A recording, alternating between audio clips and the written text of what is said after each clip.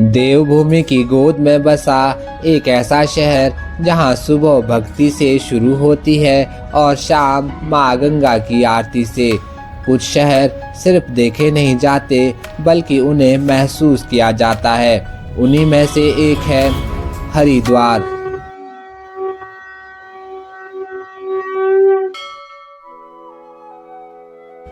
यहाँ बहने वाली सिर्फ जल की धारा नहीं बल्कि इस धारा को माँ का दर्जा दिया गया है।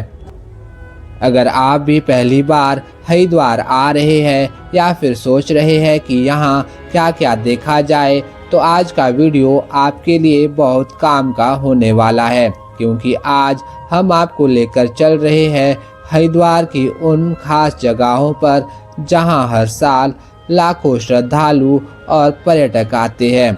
उनके बिना हरिद्वार यात्रा अधूरी मानी जाती है। अगर आप फैमिली के साथ आ रहे हैं तो यह जानकारी आपके बहुत काम आएगी। तो आखिर हरिद्वार कैसे पहुँचे? हरिद्वार तक पहुँचने का सबसे सही माध्यम है ट्रेन। देश के सभी कोने से हरिद्वार तक ट्रेन आती है, या फिर आप बस से और अपने वाहनों से भी आ सकते हैं अपनी सुविधा के अनुसार। हरिद्वार पहुंचने के बाद आप रेलवे स्टेशन के आसपास या अपर रोड की मार्केट पर बने होटल और धर्मशाला में साफ और स्वच्छ कमरा ले, जिसका किराया कम से कम 500 से शुरू होकर 10 से 15,000 तक भी हो सकता है। डिपेंड करता है होटल कैसा है और लोकेशन कैसी है और आपका बजट कितना है। इस चैनल पर भी हमने बहुत से सस्ते होटल और धर्मशाला की वीडियो बनाई हुई है, आप चाहो तो एक बार जरूर देख सकते हैं। हर की पौड़ी। हमारी यात्रा शुरू होती है हर की पौड़ी से। यह हरिद्वार की सबसे प्रसिद्ध जगह है। मान्यता है कि यहाँ भगवान विष्णु के चरण पड़े थे और इसी वजह से यह स्थान करोड़ों श्रद्धालुओं के लिए अत्यंत पवित्र माना जाता है। सुबह यहाँ का वातावरण शांत और आध्यात्मिक होता है, लेकिन शाम की आरती का दृश्य पूरी तरह मंत्र मुग्ध कर देता है। जब हजारों दीप जलते हैं, घंटियां बजती है और गंगा किनारे पूरा वातावरण आस्थामयी हो जाता है। मनसा देवी टेम्पल। माना जाता है कि मां मनसा देवी भक्तों की मनोकामनाएं पूर्ण करती है।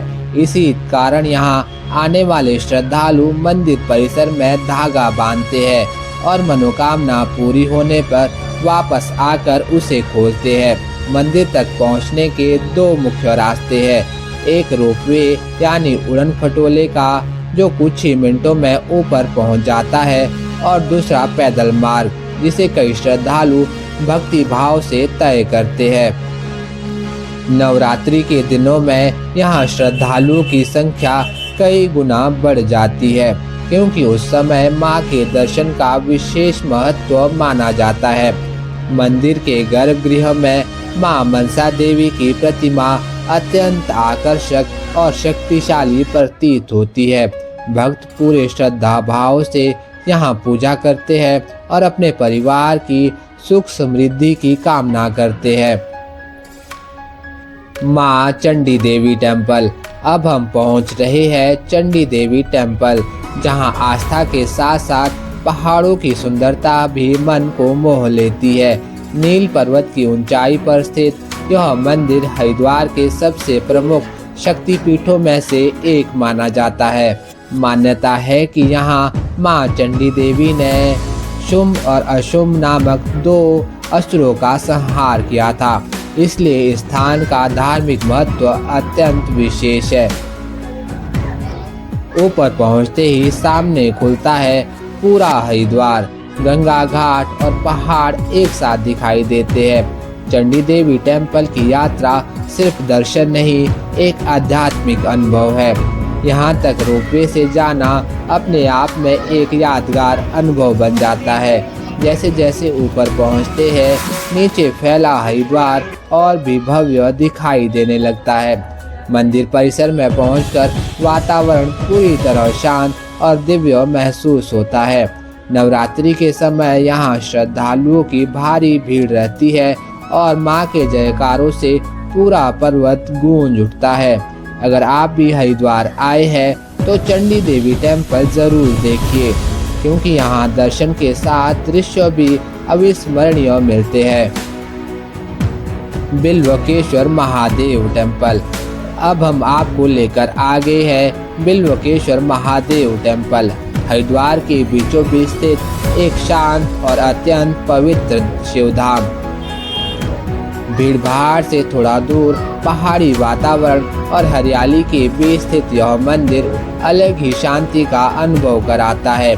मान्यता है कि माता पार्वती ने भगवान शिव को पाने के लिए यहाँ तपस्या की थी, इसलिए इस स्थान का धार्मिक महत्व बहुत विशेष माना जाता है।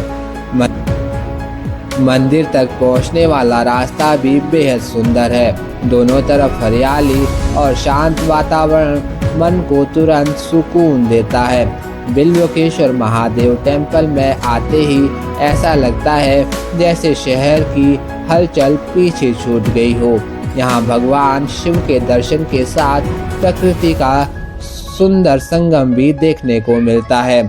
श्रावण मास में और महाशिवरात्रि पर यहाँ विशेष श्रद्धा का वातावरण दिखाई देता है।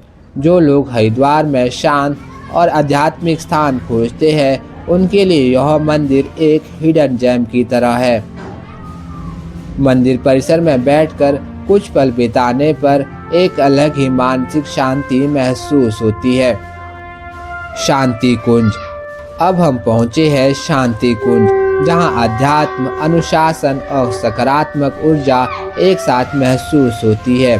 यह स्थान केवल आश्रम नहीं बल्कि विचारों और संस्कारों का एक बड़ा केंद्र माना जाता है।